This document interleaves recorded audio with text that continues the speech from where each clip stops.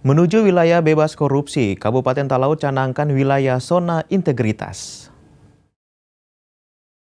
Kabupaten Kepulauan Talaut merupakan daerah pertama yang ada di Provinsi Sulawesi Utara yang mencanangkan zona integritas menuju wilayah bebas korupsi dan wilayah birokrasi bersih melayani.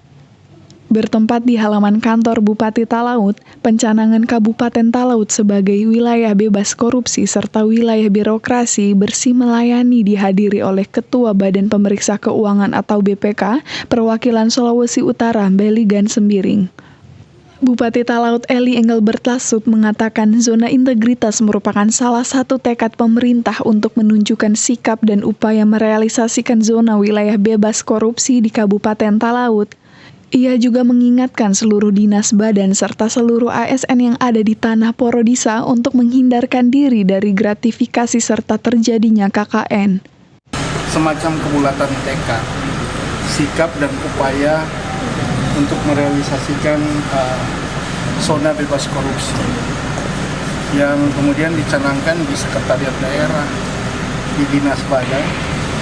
Ini adalah pengingat agar supaya kita menghindarkan diri dari gratifikasi, menghindarkan diri dari korupsi, KKN. Semua itu nanti kemudian akan direalisasikan dalam bentuk pengelolaan.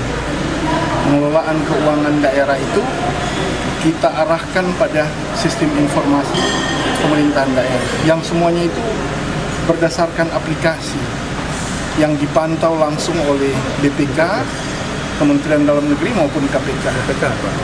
Sehingga ini kemudian kita akan berada pada rel bebas korupsi. Hingga saat ini, pemerintah Kabupaten Kepulauan Talaut telah meraih opini wajar tanpa pengecualian atau WTP dari Badan Pemeriksa Keuangan sebanyak 6 kali. Yang diharapkan dengan adanya pencanangan tersebut dapat membebaskan wilayah Nusa Utara tersebut bebas dari korupsi, kolusi, dan nepotisme.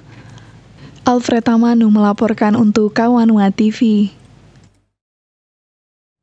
Ya pemirsa, informasi mengenai penyakit mulut dan kuku akan kami hadirkan usai jeda berikut ini. Tetaplah bersama kami.